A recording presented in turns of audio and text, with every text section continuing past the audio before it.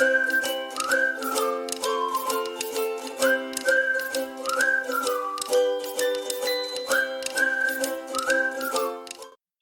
दोस्तों, मैं सचिन सैन स्वागत करता हूं आप सभी का आपके अपने ड्राम बॉक्स में। दोस्तों, ये हमारी फेमस बुक्स की सीरीज का 7वां पार्ट है, जिसमें हम डिस्कस करेंगे अपनी जुलाई 2021 की उन फेमस बुक्स के बारे में जो जुलाई मंथ में बहुत ही चर्चा में रही। अब वो किसी भी वजह से हो सकता है, चाहे वो पॉलिटिकल वजह से रही हो या वो किसी कंट्रोवर्सी की वजह से रही हो। अब देखिए, हम जो चर्चा कर रहे हैं बुक्स की, हमने पूरी एक लिस्ट बनाई है मंथ वाइज। आप चाहें तो उन लिस्ट को प्लेलिस्ट में जाकर देख सकते हैं। हमारी फेमस बुक्स की जो प्लेलिस्ट है उसमें हमने जनवरी से लेके जून तक की सभी फेमस जितनी भी बुक्स आई हैं मंथ वाइज, सभी की वीडियोस बना के दी हैं आपको। बहुत ही छोटी छोटी वीडियोस हैं और आपके एग्जाम के पॉइंट ऑफ व्यू से ये बहुत ही जरूरी है। तो देखिए दोस्तों, हमने अपनी इस वीडियो के अंदर डिस्कस किया है जुलाई मंथ की उन फेमस बुक्स को जो इस महीने यानी कि जुलाई में काफी चर्चा में रही। तो आइए दोस्तों शुरू करते हैं। हमारी सबसे पहली किताब होगी आज की Sapru house a story of institutional building in world affairs. दोस्तों देखिए, ये जो आप इन शख्स को देख रहे हैं, इनका नाम है टीसीए राघवन और इनका नाम है विवेक मिश्रा। अब देखिए, ये है इस बुक का कवर टाइटल पेज, है ना। इसका बुक कवर का जो आपकी बुक है, इसका फ्रंट पेज ऐसा दिखता है, ये कवर है बुक का। अब इस पे जो ये बिल्डिंग है ना, इसी बिल्डिंग का नाम है सप्रू हाउस। इस बिल्डिंग की क्वालिटी क्या है और उस किताब के अंदर ऐसी क्या खास बात है जो इतनी इंपॉर्टेंट हो जाती है। देखिए दोस्तों, इस किताब के बारे में Indian council of world affair यानी ICWA, है ना, इसका जिक्र करा गया है। Indian council of world affairs. देखिए, जब देश हमारा आजाद होने ही वाला था उस टाइम पे इस बिल्डिंग की बहुत ही वैल्यू क्रिएट हो गई थी। ये बिल्डिंग दिल्ली के अंदर है। कहां पे है ये बिल्डिंग? दिल्ली के अंदर। अब देखिए, सप्रू हाउस की हिस्ट्री के अंदर जो स्टूडेंट्स हिस्ट्री के हैं उन्हें पता होगा कि सप्रू हाउस की अपनी एक अलग ही वैल्यू है हिस्ट्री के अंदर। तो बहुत जो हमारी वर्ल्ड से रिलेटेड जितने भी हमारे फैसले वगैरह होते थे, समितियां होती थी या फिर जो मीटिंग्स वगैरह होती थी ना, वो इसी बिल्डिंग के अंदर होती थी। तो आजादी के टाइम पे जब लास्ट टाइम पे मतलब अलग अलग कानून वगैरह या वर्ल्ड से रिलेटेड जितनी भी डिस्कशन वगैरह होते थे वो इसी बिल्डिंग के अंदर होते थे। तो हम कह सकते हैं हिस्ट्री के अंदर इस बिल्डिंग की एक अपनी ही अलग अहमियत है अपने आप में। आज के टाइम में और उस टाइम से ही लेके ये एक ऐसी लाइब्रेरी है जिसमें ऐसी ऐसी चीजें रखी गई हैं, ऐसे ऐसे दस्तावेज इसके अंदर रखे गए हैं जो कि भारतीय इतिहास में जिनका वर्ल्ड से रिलेशन है ना, उन चीजों के बारे में चर्चा की है TS राघवन ने और विवेक मिश्रा जी ने। तो ये बुक आपके लिए बहुत ही जरूरी हो जाती है। अब देखिए, 1943 में जब ICWA की जब बात होती थी, है ना, तो 1943 तो 1943 में ये सप्रो हाउस अपने आप में बहुत ही लीजेंडरी था, क्योंकि देखिए 1947 में देश आजाद हुआ और 1943 से इस बिल्डिंग के अंदर बहुत ही इंपॉर्टेंट विदेशों से रिलेटेड इंटरनेशनल रिलेशन जो होते थे उनसे रिलेटेड बहुत सारी मीटिंग्स इस बिल्डिंग के अंदर हुई हैं। और आज के टाइम में ये क्या है, एक लाइब्रेरी है जो कि कहां पर है, दिल्ली के अंदर है। इसी के बारे में तो भाई देखिए, institution building in a world affair यानी एक वर्ल्ड अफेयर यानी पूरी दुनिया में छा गई है ना, क्योंकि सारे डिसीजन सारी जो मीटिंग्स वगैरह होती थी ज्यादातर इसी हाउस के अंदर होती थी। तो इसी पे काफी चर्चा की है इस बुक्स के अंदर, जिसके राइटर हैं TCA राघवन और विवेक मिश्रा। चलते हैं हमारी सेकंड बुक पर जो कि है उत्तम कुमार ए लाइफ इन सिनेमा। देखिए, बहुत कम लोग हैं जो उत्तम कुमार के बारे में जानते हैं, लेकिन हम आपको बताएं ये अपने आप में बहुत ही लीजेंडरी एक्टर रहे हैं और सुपर स्टार रहे हैं अपने टाइम के। ये जब 20वीं सेंचुरी चल रही थी यानी 20वीं शताब्दी थी, 20वीं शताब्दी में बंगाल के, है ना, बंगाल से मतलब बंगला भाषा के, जो आपकी बंगाली भाषा होती है, क्योंकि उस टाइम पे देखिए उधर ही ज्यादा डेवलपमेंट था, है ना, बंगाल में, तो सिनेमा वगैरह उधर में ही ज्यादा था।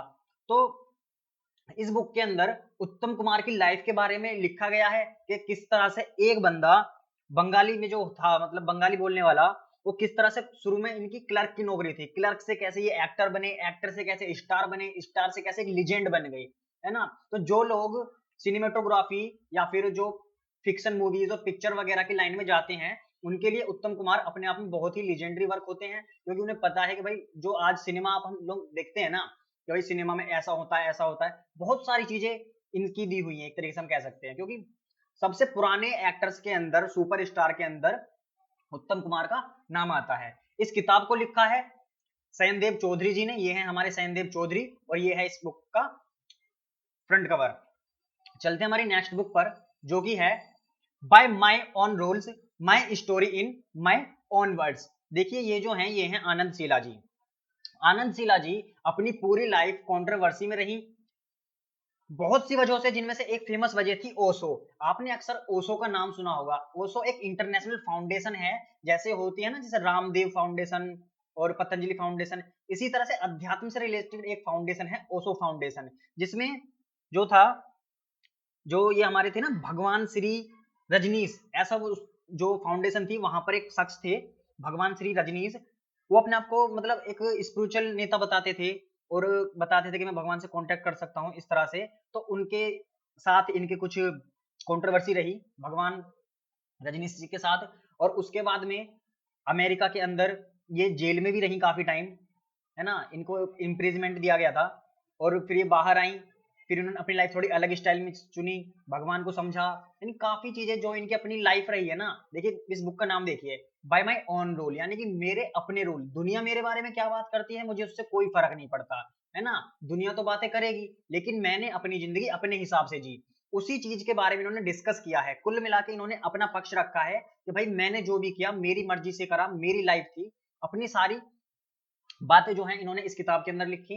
ये है इस किताब का बुक कवर, और ये है इस किताब की राइटर शीला आनंद, जो कि देखिए आपसे पूछा जा सकता है कि शीला आनंद का संबंध किस लिए रहा, किस लिए कंट्रोवर्सी में, तो याद रखिएगा क्या है वो, ओशो इंटरनेशनल फाउंडेशन। अभी इन्होंने पता जब जेल से बाहर आ गई थी, इन्होंने काफी समाज सुधारक वाले काम भी करे थे। स्विट्जरलैंड के अंदर जो दिव्यांग होते थे या फिर होमलेस लोग होते थे, उन लोगों की काफी हेल्प करती थी ये, उन लोगों के लिए स्पेशल में एक इन्होंने पूरा फाउंडेशन एक साइड में खड़ा कर दिया था, है ना।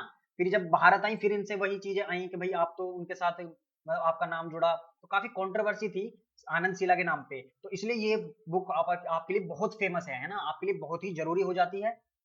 चलते हैं हमारी नेक्स्ट बुक पर, जो कि है रेनेगेड्स बोर्न इन यूएसए। देखिए यहाँ पे जो ब्रूस स्प्रिंगटन है, ये शख्स, ये एक संगीतज्ञ है, एक म्यूजिशियन है, और बराक ओबामा, इन्हें तो आप सभी जानते हैं, ये कौन है, अमेरिका के राष्ट्रपति, भूतपूर्व राष्ट्रपति। तो रेनेगेड्स में क्या है, ये देखिए जो ब्रूस स्प्रिंगस्टन है ना, इन्हें बराक ओबामा ने ही जब राष्ट्रपति होते थे, इन्हें एक अवार्ड दिया था, जिस अवार्ड का नाम था मेडल ऑफ फ्रीडम। यानी बराक ओबामा ने ब्रूस स्प्रिंगटन को अपने टाइम में जब ये राष्ट्रपति होते थे एक अवार्ड दिया था मेडल ऑफ फ्रीडम का। अब इन दोनों लोगों ने एक साथ आकर अपने अपने अनुभव रेनेगेड्स के अंदर साझा किए हैं कि इनका पॉलिटिकल सफर कैसा रहा और किस किस तरह से किन किन कठिनाइयों को सामने नहीं करना पड़ा, और ये अपनी बात बता रहे हैं यहाँ पे कि कौन कौन से संगीत मैंने कैसे कैसे बनाए, कौन सी लिरिक्स मैंने कैसे लिखी। तो अपने आप बहुत ही रोचक कहानी हो जाती है, एक पॉलिटिकल और एक सिनेमा की चीज है ना, दोनों चीज एक साथ मिलके लिखी गई एक किताब है, जो कि अभी रिलीज नहीं हुई है, लेकिन अनाउंस हो गई है ये जुलाई के अंदर, हो सकता है अक्टूबर तक ये बुक मार्केट में आ जाए। चलते हैं अपनी नेक्स्ट बुक पर, जो कि है over it how to face life's hurdle with grit hustle and grace. देखिए ये जो देख रहे हैं आप, ये हैं लोलो जोन्स, ये यही हैं, इन्होंने ही अपनी कहानी लिखी है, ये दोनों एक ही लड़कियां हैं, देखिए है ना, एक ही महिला हैं ये दोनों।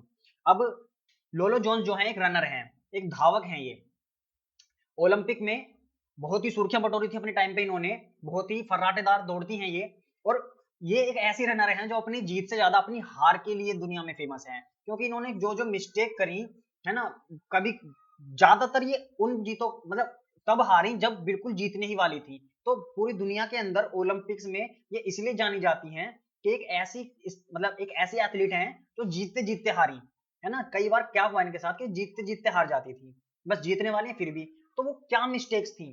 तो इन्होंने अपनी इस जो किताब लिखी है, खुद ही लिखी है, ऑटोबायोग्राफी है इनकी ये, लोलो जोन्स, है ना, over it how to face life hurdles with great hustle and grace. तो इसके अंदर इन्होंने लिखा है कि भाई जब मैं हारती थी, जब मैं निराश होती थी, मैं किस तरह से खुद को संभालती थी, मैं किस तरह से खुद को वापस से कवर अप करती थी कि भाई मैं दोबारा से मेरे को खड़ा होना है और मेरे को जीतना है।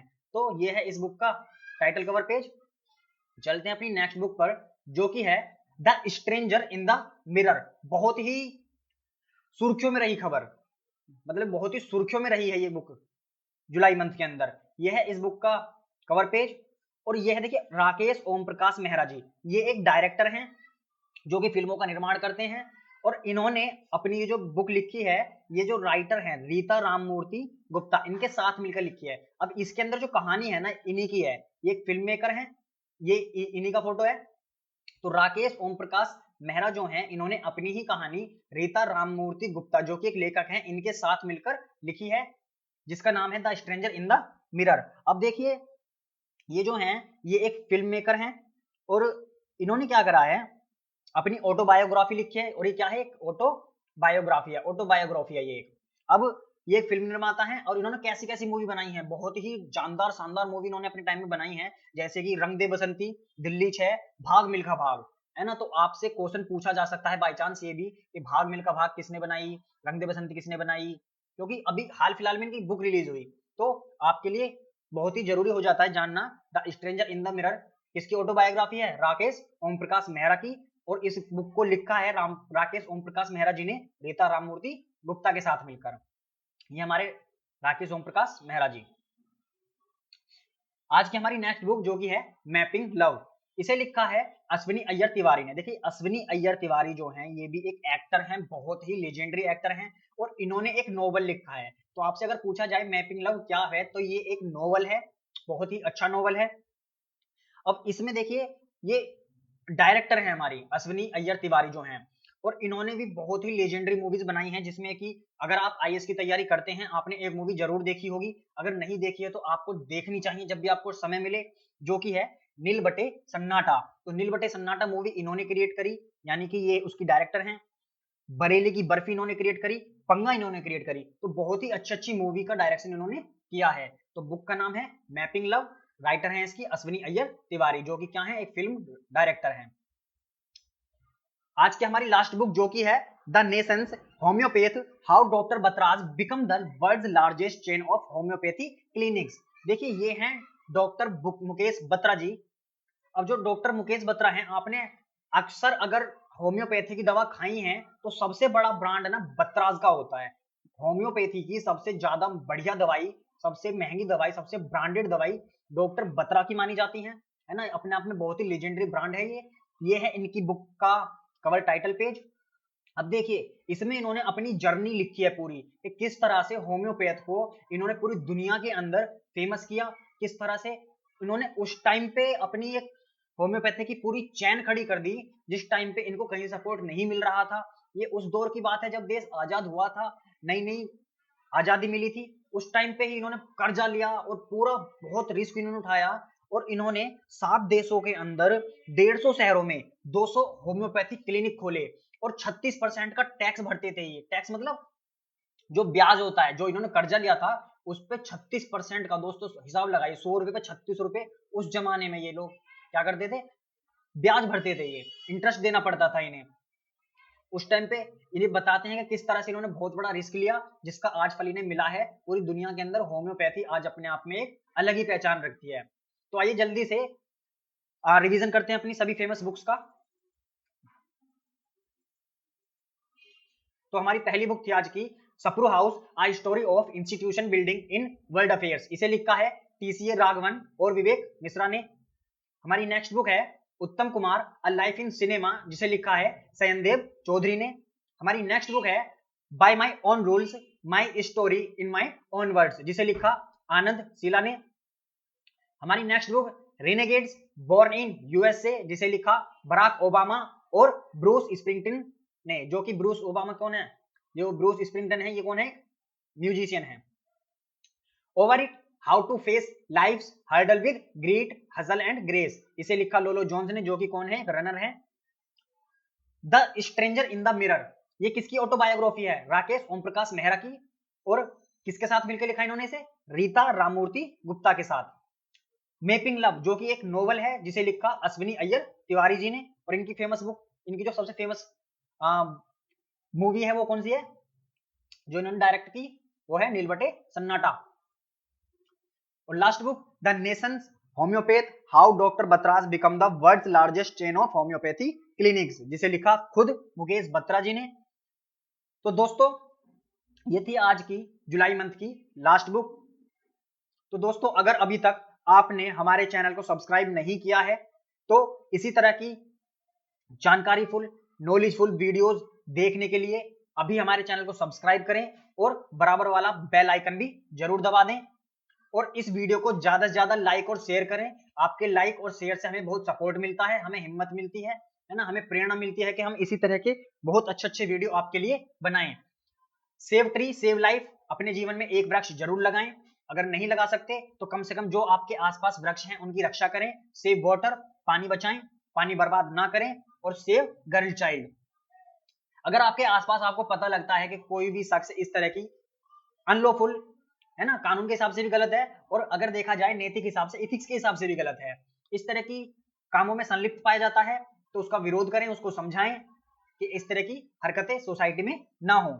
इसी के साथ दोस्तों, आपको ये वीडियो कैसा लगा आप नीचे कमेंट बॉक्स में अपने कमेंट्स हमें दे सकते हैं। आपकी प्रतिक्रियाओं का हमें इंतजार रहेगा और आप किस किस टॉपिक पर वीडियोस चाहते हैं आप चाहें तो कमेंट्स बॉक्स में वो भी लिख सकते हैं। हम पूरी कोशिश करेंगे कि आपकी डिमांड पूरी कर सकें। इसी के साथ नमस्कार, धन्यवाद, जय हिंद।